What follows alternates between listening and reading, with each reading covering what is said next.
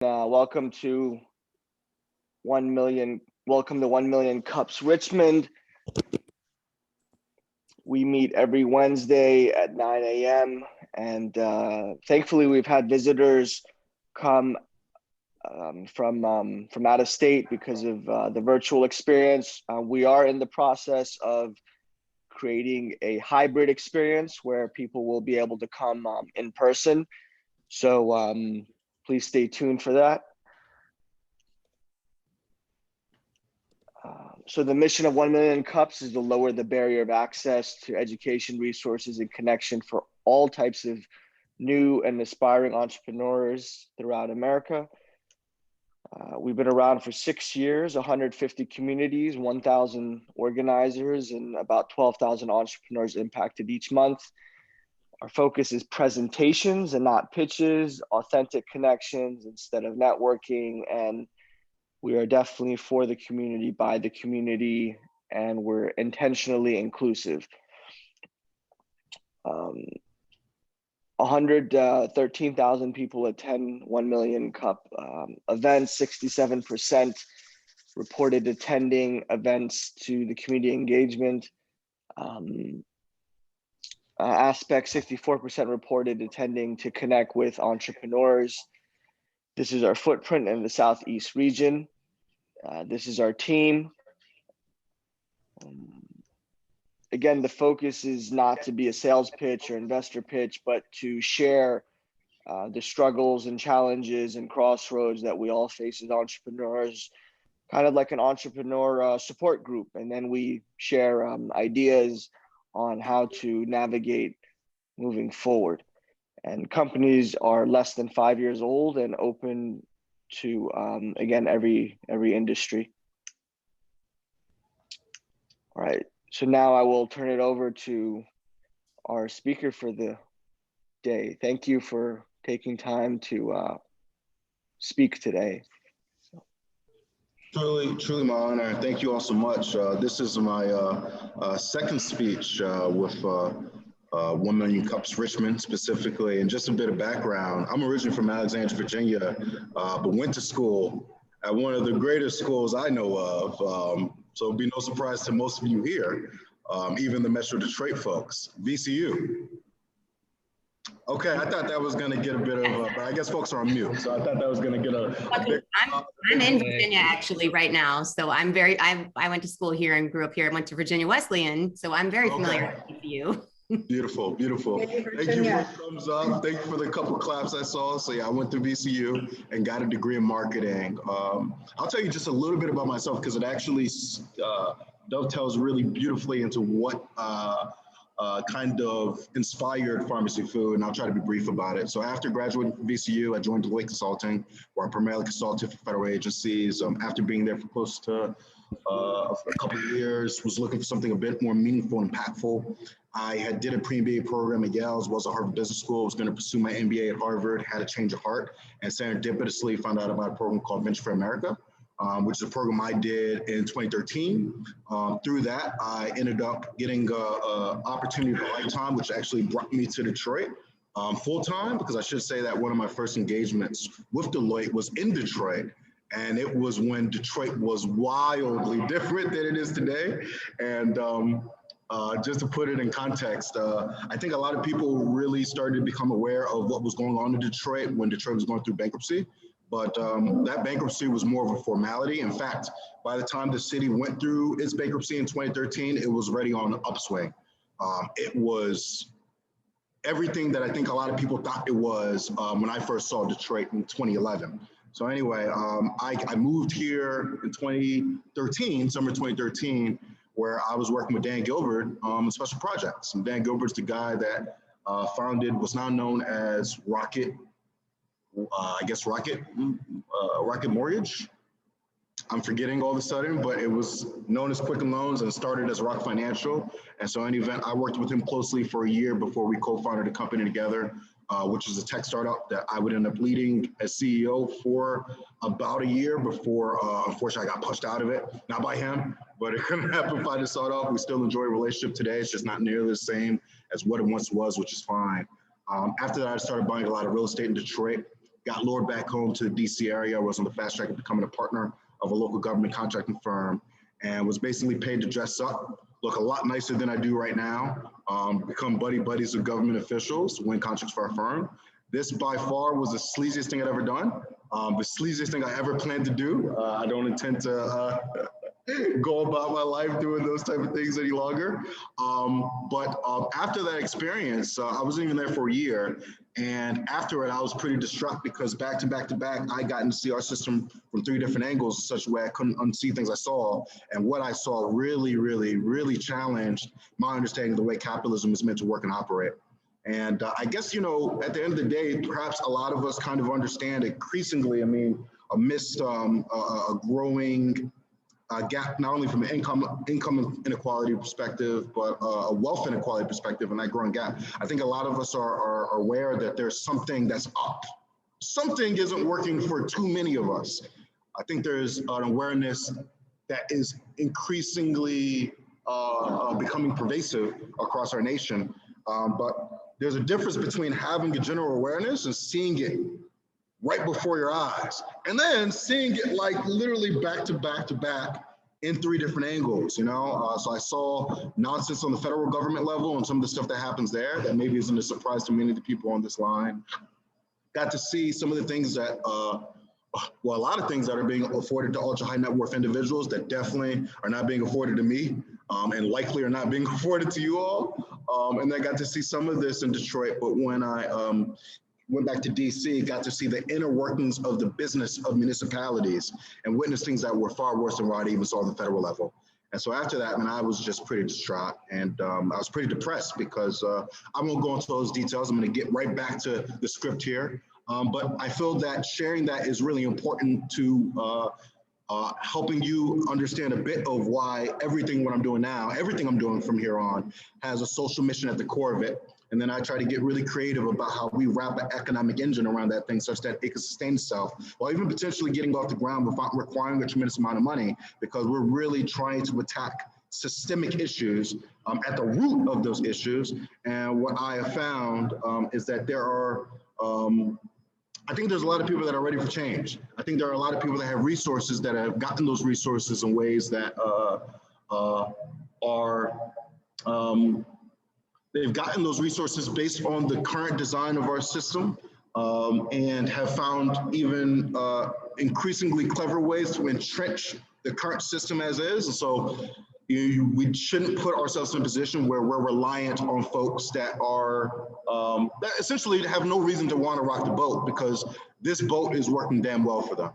And so anyway, when I came out of my funk after the last job I did, I started something called Cooperative Capital, which is an organization that still exists. And that's actually what brought me to 1 million cups now about 3 years ago. And Cooperative Capital is an organization we created to enable residents to pool their money together in one big pot and as one collective unit, invest those monies in several opportunities throughout their own community. So it's about taking, basically creating a situation where residents can come together, collectively invest and build up their community in a way that everyone benefits, versus the one-sided nature we increasingly see, and by the same juncture, having some voice/choice on what actually happens around them. Cooperative capital was a huge gift and a huge curse. It was a journey of many lows, but a few very worthwhile highs. On the high side, there was tremendous amount of demand for what we're doing from the very get-go. On the low side, we were really butting up against, we were on the cutting edge of new legislation. And so we had a number of regulatory challenges.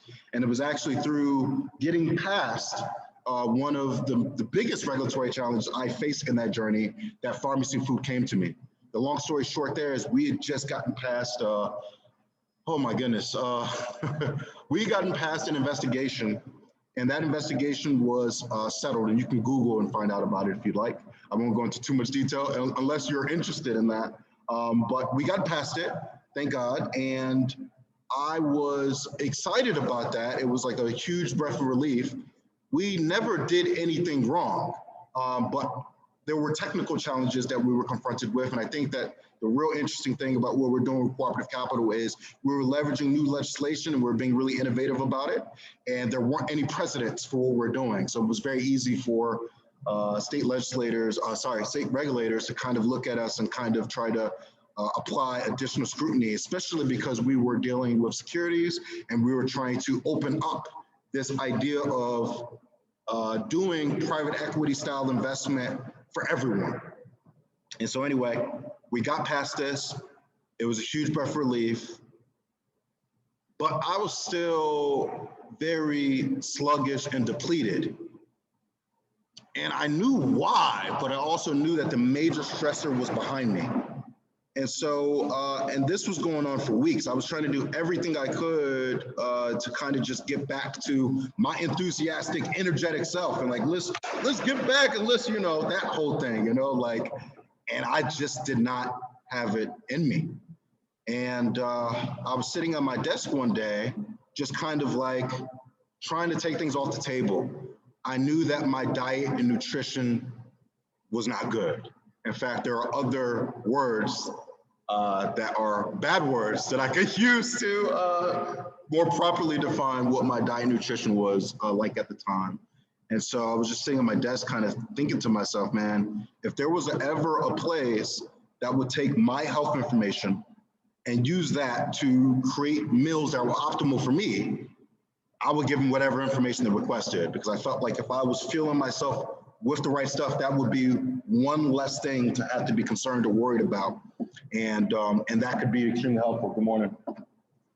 And that was the seed that would end up becoming Farmacy Food. And so Farmacy Food, in a nutshell, we are really taking that food as medicine concept to the and bringing it to the forefront. And at this point, we're taking folks' dietary information and using that to create really delicious meals to support folks' health and well-being. But we are en route of being able to take folks' health information that we will get from diagnostics, tests that they get from either their physician or certain lab tests. And now you guys may even be aware there are a number of startups that are now allowing you to take home test kits that will essentially take your blood and will give you information on where you may be deficient, or even what best foods would best support you based on your genetic makeup, if you would. So, are you deficient in iron, vitamin D, et cetera, et cetera? We are working on being able to take that information and, again, using that information to create delicious meals and other products that will support your health and well-being. I should say that the much bigger picture for us is, while we're starting with food, we realize that, there are, without boring you with all the statistics in the world, you guys may be well aware that there are 6 in 10 Americans today are suffering from ailment or disease even that could be stemmed, in some cases even reversed, through proper nutrition and a bit of exercise.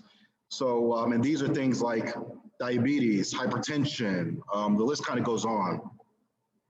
Well, food is an extremely important component to health, but it isn't the only component.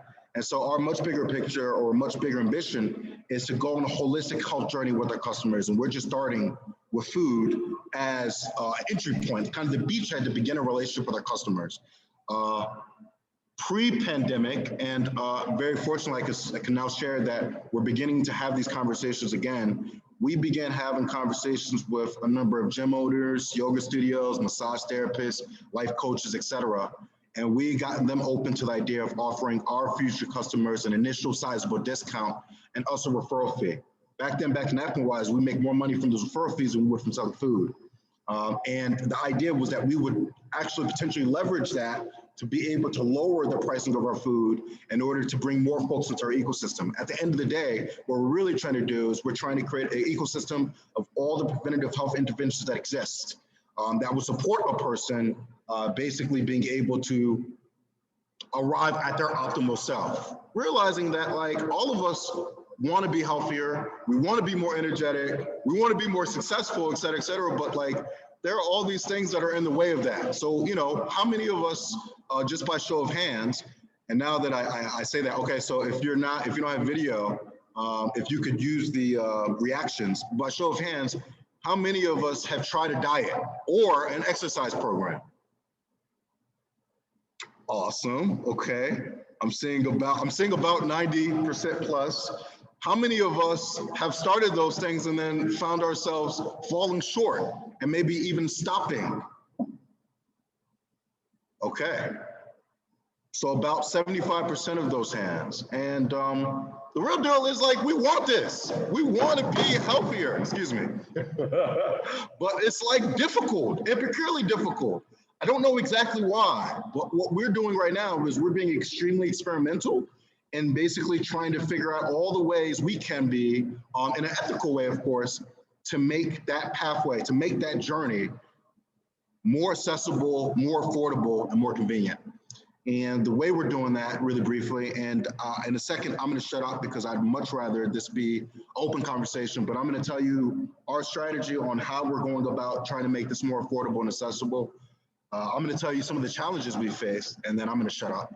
And hopefully this will just be a dialogue. And in fact, hopefully, to the point that was made earlier by Ian, and was it Dr. Michael Time? Okay, I hope that I'm going to get some brilliant ideas from you all so we could funnel that back into our business and we could, basically make true and actually bring our mission and vision to reality.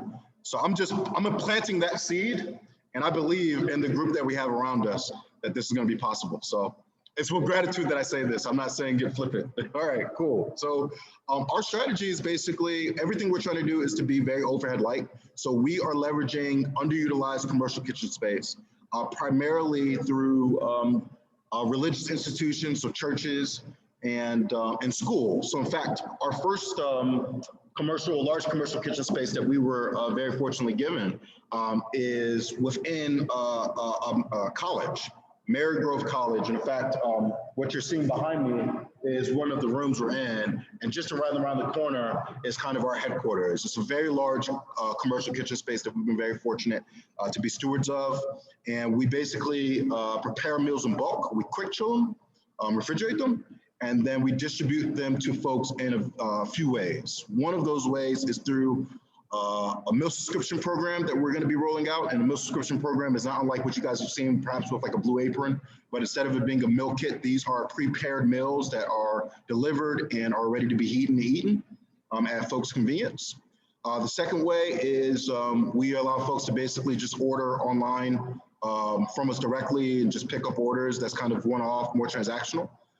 Another way is through smart fridges. These are more like a sophisticated vending machine. Maybe you guys have even seen these. You go up to them, there's a small tablet on the front that allows you to go through everything that's in the machine. Of course, you can also see them, but once you swipe your card, you get access to the fridge. And in each item, there's an RFID tag. So as an item is removed and taken, the person is charged accordingly.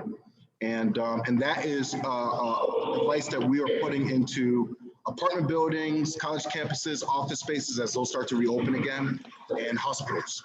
And then finally, one of the things we realized is that we ultimately want to be in this meal subscription.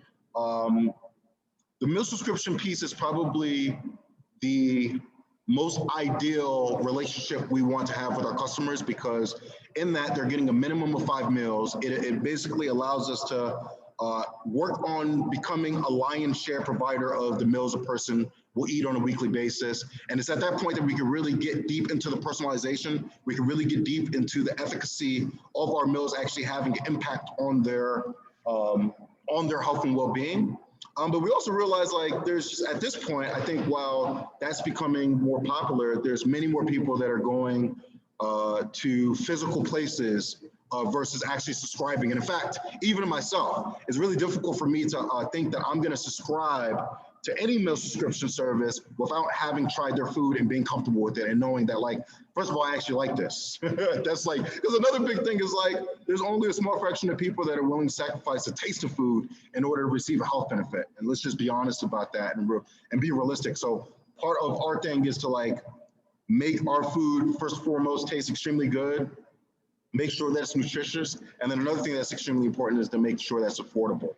I think I'm going off track a little bit, so let me bring it right back.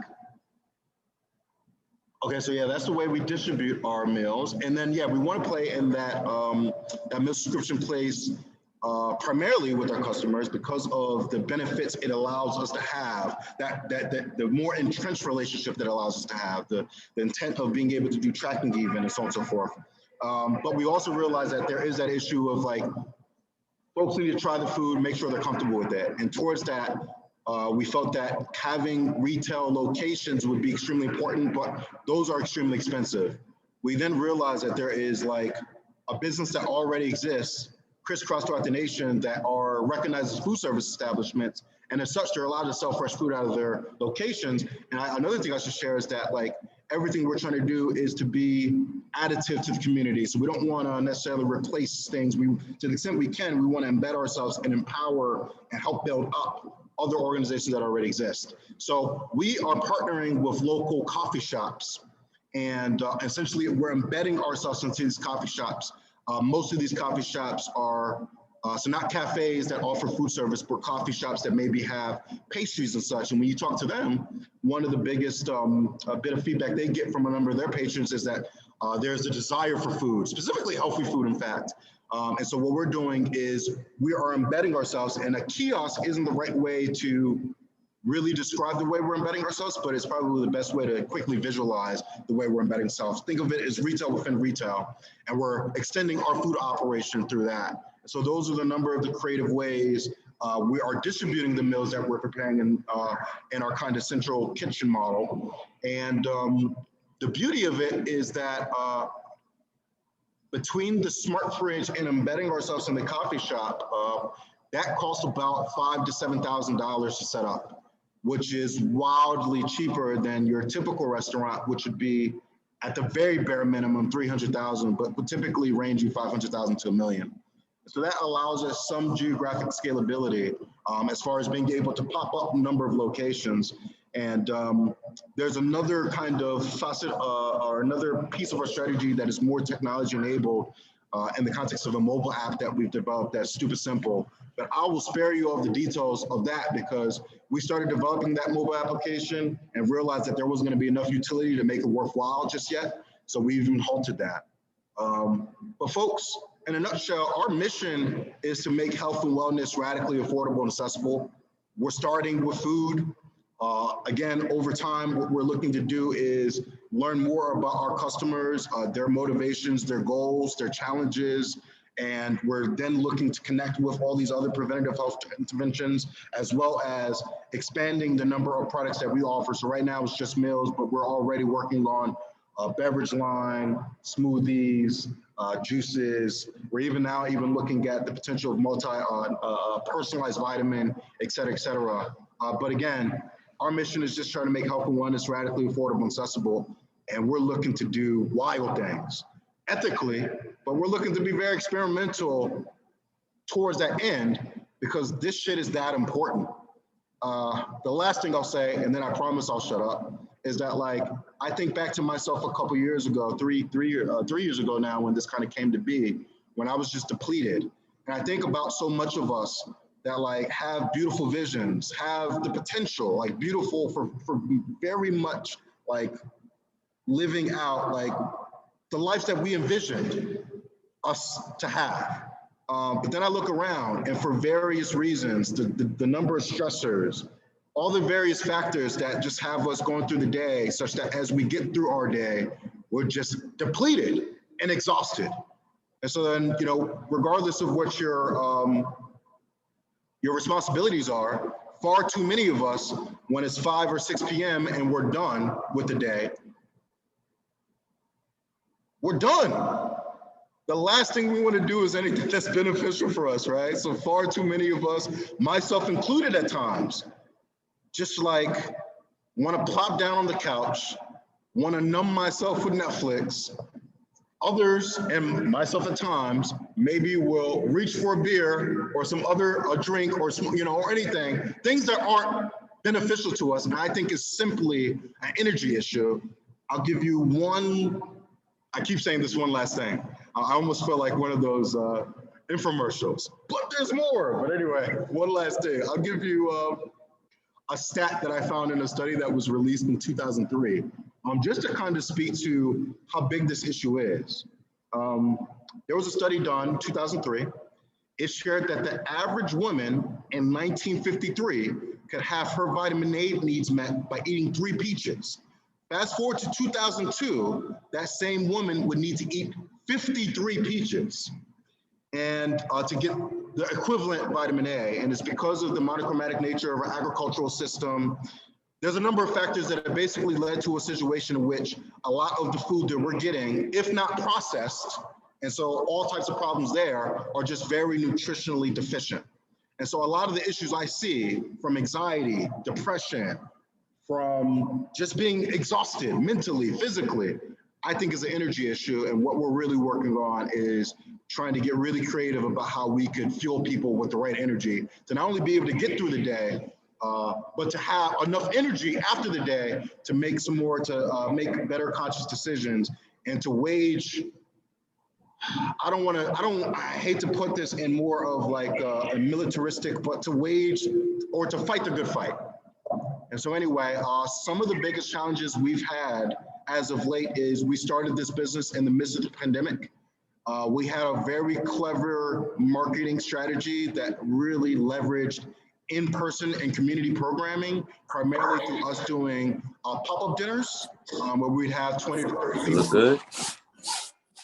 And what we found is that those pop-up dinners cost us very little to set up. It was about $10 per person, but they were extremely effective. We would, have all that build up is from the beginning of when the machine was in. Yeah, the people before. Can everyone please exactly mute their line? And I'll go ahead and mute. Thank you. Okay. Well, I want to just take this moment to thank you for your enthusiasm and your energy. I think it's great. I think all entrepreneurs need it, and those who sometimes don't succeed are the ones that maybe don't have the same energy or enthusiasm that you have. So I want to acknowledge that. I mean, that intangible quality is, in my opinion, the secret sauce to every entrepreneur becoming successful. Because as you've noticed, there are many trials and tribulations. The only way to keep going is to have that enthusiasm to overcome those negative obstacles. So on that note, you shared with us a lot of information. Can you please give us maybe one example of an A to Z in the context of your product? Like, say I come home at the end of the day, what's the A to Z look like if I want to engage with your business? Do you have a picture of the meal? You have a picture of the nutritional label? Just one product. Imagine it's a 30-second Super Bowl commercial. You just paid $5 million. You only have 30 seconds, not 30 minutes. In 30 seconds, tell me, why should I buy food from you instead of somewhere else? Yeah, at the end of the day, it's just nutritionally dense, delicious meals. Show me a picture. What like, just like a vitamin bottle, what % vitamins do I get from each? Do you see what I'm saying? Like, I mean, everyone's gonna say what you're saying. Right on, right on. Show me a picture of the food, because I can't, because I mean, you can't smell food through a screen, but you could kind of see something looks good. And then 2, after the taste is you know, the science, right? So if you get our meal, this is equivalent to a multivitamin. I mean, I'm making stuff up, but you get my point. Yep, no, but I think you make a beautiful point. And in fact, as we think about how we market this, because the point I was making just prior to is that we had a beautiful kind of in-person engagement. Good question, Brooke. So yeah, we had a beautiful kind of in-person engagement that got disrupted through the pandemic. And what's been really difficult is, how do we get in front of folks? How do we capture? And I think that, you know, actually what you shared, Doctor, or Michael, is the type of things we're starting to think about. Like, how do we make that comparison? How do we how do we help folks understand the importance of this? So that's actually a beautiful point. And I'll be upfront and honest that we're still experimenting with that. We haven't figured that out just yet. How we actually like help folks understand within a midst of 30 seconds, the difference between what we're doing and the various other folks that are talking of very similar things, but are doing things that are quite different than what we're doing. Yeah. I'm going to interrupt, but I think you do have it. You do have it already. So can you, do you have a partner that helps you with this, or are you like the guy? Are you the solopreneur? Yeah, so I do have a team, in fact, very thankfully. Because yeah, you are definitely the visionary and the talker and the energy and the making all the things happen. And so I think what Dr. Michael Time is saying is you have to have your 30-second speech, and you did hit it. You said we're on a mission to do your mission, which I don't have written down word by word.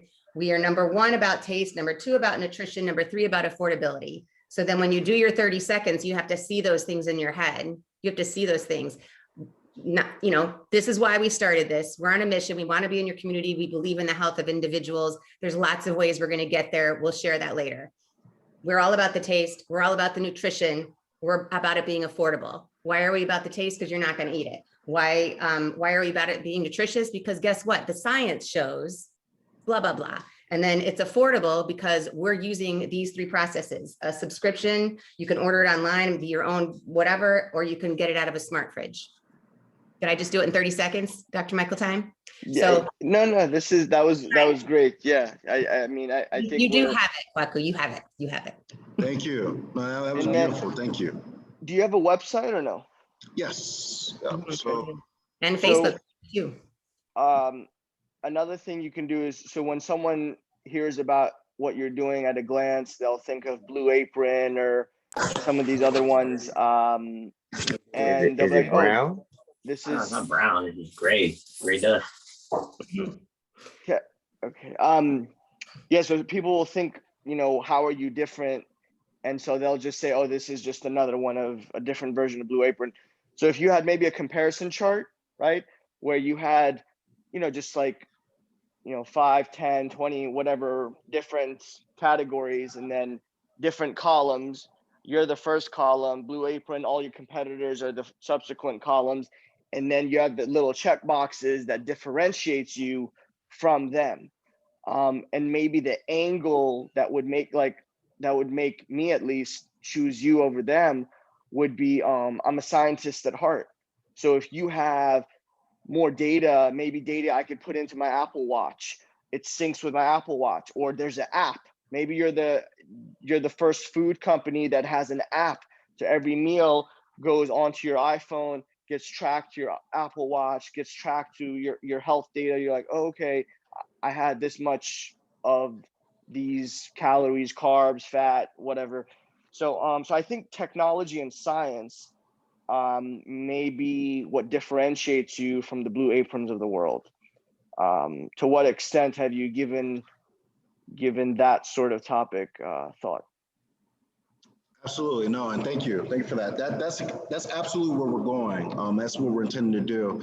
It's one of those things also, though, that as you know, there's that major vision, and then there's steps you got to take en route to that. But we are thinking along those lines, not only being able to track what a person's eating, especially when they do our meal subscription service. We have started talking to a number of, well, I should share that one of the things that we're looking at doing in the very near future is to the extent that we can, it won't be, because so much of food related things, there aren't like clinical trials. It's really difficult to do like your typical clinical trial. But what we are working on is doing somewhat of an observational study that is, to the extent that we can, ethically be more like a clinical trial. And we basically want to be able to like test baseline of where a person is, have them on our meals for a 3-month period, have them tested again to try to prove efficacy. And what we're working on along those lines, not only being able to do the tracking and such, being able to provide that level of data that you mentioned, but being able to also then have conversations, because if we could show a convincing delta through our food and products, then we could have really good conversations, for instance, with healthcare insurers about them potentially subsidizing or even paying for some of their customers to become, some of their clients, I should say, becoming our customers, because, you know, health insurers, they get paid regardless. They get their premiums, and they only have to dispatch when folks have to go to the hospital and such. And some of these things could be, again, prevented, or in some cases, limited based on good nutrition and some other things that we're trying to put in front of us. So. We have some great questions in the chat here. We'll start with Brooke. She says, do you plan on monetizing the health data, and what does your subscription cost? Yeah, so that's beautiful questions. We have talked about the potential of monetizing health data. If there's a way we could do it and anonymize them responsibly, then that is something we may look at doing. It's really too early though, and there's a lot of so there's a potential there, I should say. Our subscription, so thank you for asking that question. Our typical meals range from a $5 to $12 meal price point.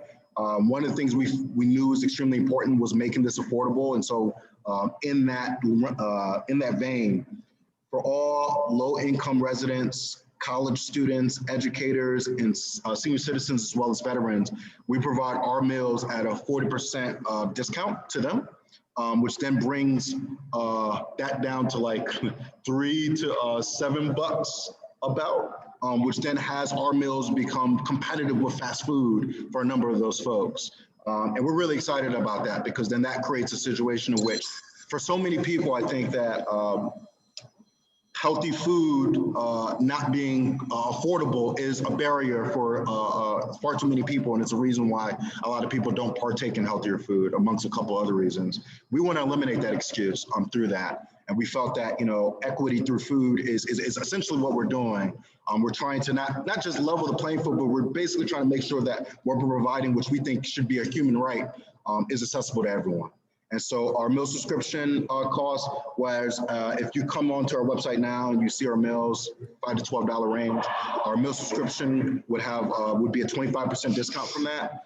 So you would get your meals at about, you would get them for about $8 to $9 a meal, which comes in a bit lower than most of our competitors, which are typically in anywhere between like an $11 to $15 range. If you had to just summarize in one sentence, you versus Blue Apron, what would it be? Yeah, Blue Apron is a meal kit. So, you get ingredients prepackaged, you put the meal together with the recipe card. Our meals are prepackaged, ready to go, heat and eat. So you could have them ready within 2 minutes, or through oven, 15 minutes. The other thing is we incorporate ingredients not commonly seen, but certain herbs, spices, even weeds that are nutritionally dense that you commonly wouldn't see in most meals, in most restaurants, almost anywhere around the nation. And these are one of the biggest things, and I know you said 10 seconds, so I'll just shut up there, but it's the uniqueness of the ingredients we're incorporating, the nutritionally dense meals that we're packaging together. So would you say that what you do is you, the stereotypical microwave dinner, you're the good version of that? Yes. Okay, so I just did it for you. You're the good version, because everyone knows microwave dinner. You go, you spend a couple dollars and you put in the microwave, but that's not good for you. What you're saying is I give you the microwave dinner convenience, but it's actually good for you. You got it. Okay, great. Let's see. Hey, Kwaku, sorry, I'm gonna interrupt. You were talking about partnering up with local coffee shops, and I believe you said the cost there is somewhere around $5,000 to $7,000. Did I hear that correct? That's right. So how are you figuring that cost? Yeah, so we're basically like setting up, and again, a kiosk is not the best way to describe it, but we're essentially installing kind of like a stand, if you would, a nice setup. And then again, our meals, we essentially transport our meals to their locations. The agreements we have with these coffee shops is that we give them 10% of revenues. And so, but the actual setup to get set up is about $5,000 to $7,000. So we provide an employee that manages that location on our behalf. We basically, the way we've configured that is we want to make it something that the coffee shop basically it's an additional thing that adds to their bottom line without taking too much headspace or mind share from them. They don't have to manage anything. We basically install ourselves in there and let them do their thing. We do our thing within the context, and there's some synergies there. But yeah, we're gonna you could also do something along the lines of just a freezer, right? Or something that's stocked. So you could have a good, better, best option for those coffee shops. And the best would be the fully staffed floor space, 10% of revenue. And then the step down from that and step down from that could be some other options. You're absolutely right. So yeah, we do have smart fridges, and we are looking at the potential of like, what does it look like to just put a smart fridge in a coffee shop and see how that does. Okay. So yeah, great point. And I've been on your website. There's beautiful pictures on the website, and there's, in my opinion, just the basic information about the nutrition level on some of the meals. You're talking about how the food has the ability to heal and nourish, and I think there's an opportunity there to get more into the healing part and the nourishment part. You can expand on what that food actually offers on the health side, and then in comparison to what you're competing against, which is fast food or something like that. So I think there's an option there, but the pictures are beautiful. It's very mouth-watering. Another idea is you talked about the creating equity in affordability for nutritional food. You could also think about having a gifting option so that those who are purchasing the food because they like it and it tastes good and they believe in your cause can maybe offset the gift a meal to someone else or the others that maybe couldn't afford it. So there could be a gifting option there. I love that. I love that. Thank you. Yeah, the idea of a pay it forward, I think could go a long way. Yeah. Yeah, thank you. And then there was someone else also asked a question in the chat about where you source your food. Yep. So very fortunately, being in Michigan, so most folks don't know this, but Michigan has one of the most diverse, almost year-long, diverse ability urban to farming, right? Yeah, exactly. Mine is behind California. And so we're very fortunate for that, for where we are at the moment, but we basically source all of our ingredients locally, and locally is about a 50-mile radius for us. The majority of our stuff comes from urban farms in Detroit, and very fortunately supported by my partner, Chef Phil Jones, who's actually named Detroit's Chef of the Year by the Detroit Free Press this year. And he's been in the game for about 50 years. So that needs to be on your website. You got it. You're exactly right. You're exactly right. Yeah. So there's a number of things. So thank you for bringing that up. There's a number of things that we have not tooted our horn on just yet, but we're just getting there now to do. But you're absolutely right on that. Yeah. We're going to take just a 2-minute break to share announcements, and then we'll come back to questions, because normally announcements are made halfway through, but the Q&A started so late that I wanted to kind of start that process. Let me share with you guys 2 things.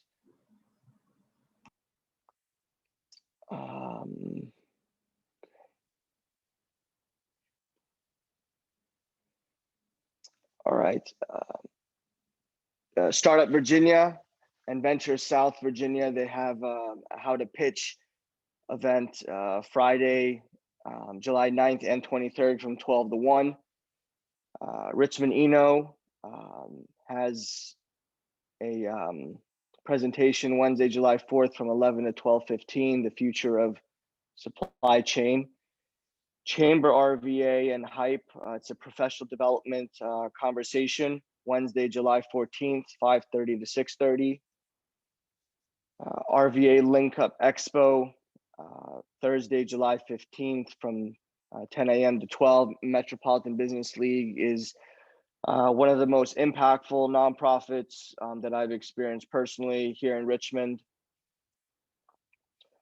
SCORE has a presentation, How to Start Your Own Business, Thursday, July 22nd, 6:30 to 8:30. And then we have one other event coming up. Let me share with you that one. This didn't make it on the slides yet, but there's an event that I was asked to be a keynote speaker at Friday, July 9th from 5:30 to 6:30 at workshop. So, all right, so now we'll go back to your questions. Because we're running out of time, would you like to scroll through the questions and maybe address the ones that can be addressed in the shorter time we have? Absolutely. Yeah, so thank you, Logan, for that note. What about the work purpose you need to have? Are you working with someone like it? Yeah, yep. So yeah, the answer is yes to Lizeth. Marissa, we've noticed that employers are focusing on incorporating wellness programs to their benefit package for employees. Have you thought about doing lunch and learns? Yes. So yes, Marissa, that's a beautiful, beautiful suggestion. And we started reaching out to a few employers, and then, the pandemic thing kind of shuttled some of that. But we are, now that things are starting to reopen again in the Detroit metro area, it's something that we need to kind of get back to. How do you personalize meals for my health on a mass scale? Yeah, that's a great question, Doug. Don't have the best answer just yet. What we're actually finding, though, is, truth be told, the majority of us, all right, so there's two things. One is good food, period, for the majority of people would be good food for the majority of people. And then there are people that are suffering from specific ailments or have specific deficiencies. What we're finding is that, one thing, I guess, is that, let me try to not be long-winded. One thing is, one of the most important things is our gut and our microbiome. And one of the most important things to supporting a healthy microbiome or gut is having a diverse amount of ingredients entering our bodies. And so just by introducing new ingredients and a more diverse array of ingredients, that will support most people.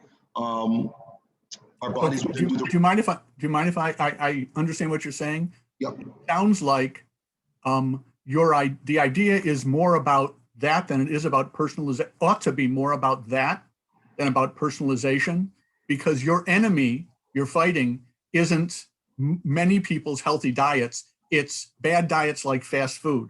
You're creating a affordable full meal, cooked meal, easy, affordable meal where I would otherwise choose crap. That's your enemy.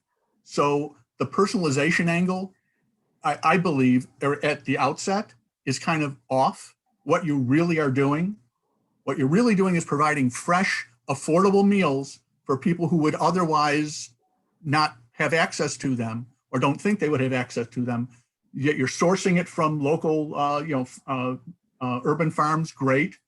All of that these are fresh, affordable meals. It's real simple. And for if you were a kitchen, which you're a kitchen. The idea is that you have kitchens all over the place, right?